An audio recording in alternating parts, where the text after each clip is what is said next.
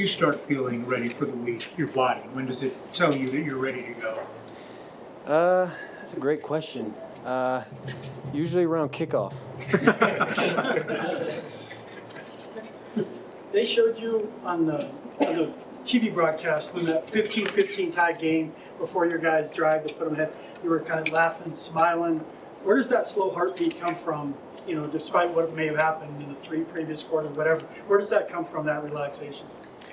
The defense, and then our plan, our practice.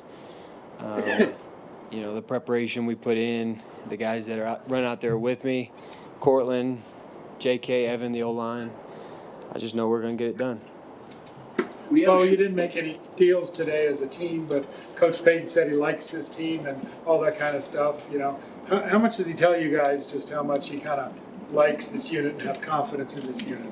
Well, it's great. I mean, obviously, if there's a need, you want to get it, but we feel like we got all the pieces, and so sometimes when something like that happens, it shakes things up, and we got something good going, and we just want to keep riding this wave and finding ways to win.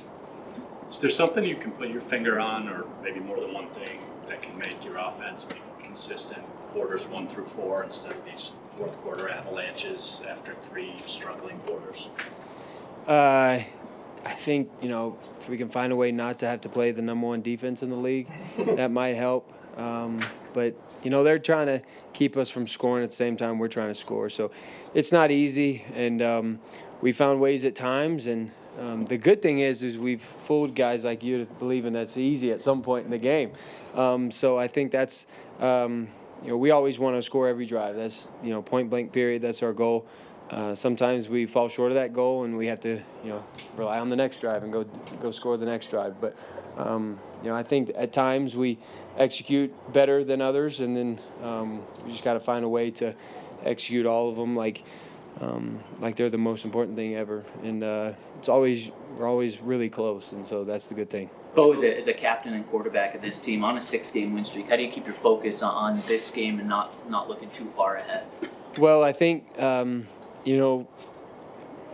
we've heard a lot about the win streak, but we're not even really thinking about that because we have so many things that we want to correct, and we feel like we haven't even played a complete game offensively, much less as a team. And so I think once we start doing that, then we got to be careful about being too lax. But until then, guys we're all in a growth mindset, and we're worried about the things that we can fix, and because there's several of them from each position that we're trying to focus on. And until we're hitting all the ones that we need to hit, I don't think we're going to be able to be relaxed, because we have a lot of guys that are competitive.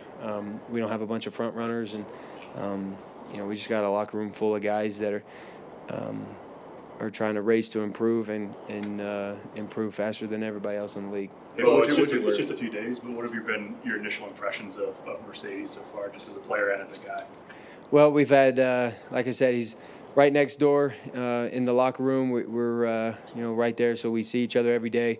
I think his experience is going to help us a lot, just as an offense as a whole. Because we have experienced guys, but I think the oldest is like maybe GB and Mike at like 8 years. I don't know exactly what Court's at, but so we still have a young team. We're not necessarily the most experienced team out there, so we could take all the experience we can get. And right now he's clearly the most experienced guy at 20 years, but he's already been able to help me in some things, and talk through some things, and change my mindset. And a guy that's been doing it for that long, you should listen to. So we're very excited to have him, and also he's a great player in his own right. So happy to have him on the field with us too. Second divisional game of the year. What did you learn last year about what these AFC West matchups mean to both the organization and the fan base?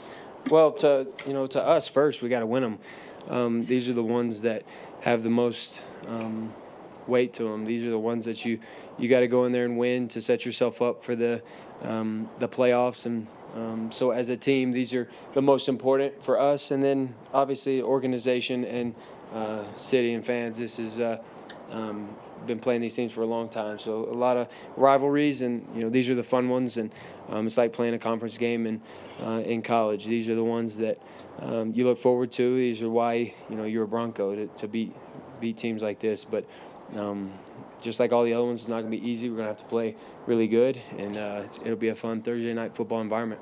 Well, You didn't even mess with the red zone last game. You did it all from the high red. Could you talk about those passes from the high red? Because you had one to Cortland, didn't get it, Ingram, and then you hit Cortland. Just talk about 3 in a row and adjusting.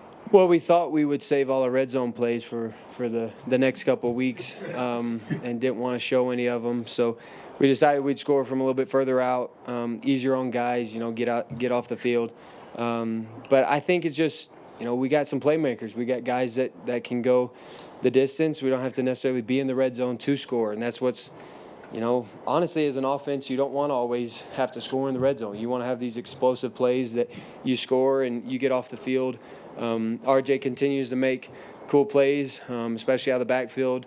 We've seen Court do it time and time again, and we're going to continue to see that. But, I think it just shows that you may miss one, but you come back, you hit the next one. You may miss another one, you come back and you hit the next one. You just continue to find ways to hit the next one, and you don't worry about what you've missed or what plays have gone by. You got to focus on hitting the next one. And right now, that's where our mindset is as an offense and as a team. We're all focused on the next one. What's next? Last one, Luca. Well, you mentioned back in high school, I think on Sunday, you said, when you used to come off the field on drives we didn't score, just the amount of pressure, the amount of frustration that you would feel.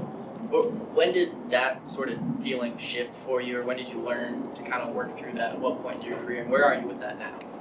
That's a great question. I still get frustrated when I come off the field and we don't score, but I think I just know how to just move on from it. Like I said, there's going to be a next drive, and so now you just got to get focused on the next drive.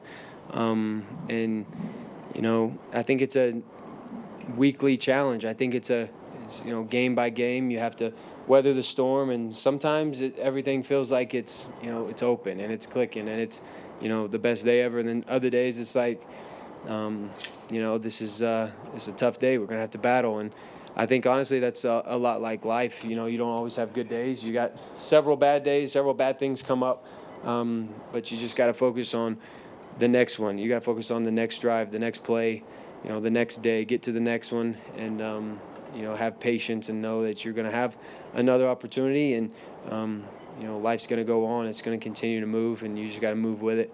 But I don't think I have all the answers, and when we don't do as well as we want to, but I'm still trying to find all those. But it's exciting also to be in this position and know you got such a long road ahead, and know you have you got so much more to prove, so much more to do. I think that's what is exciting and keeps me, going back. And I think we feel the same way as an offense and ultimately as a team. We got a long way to go.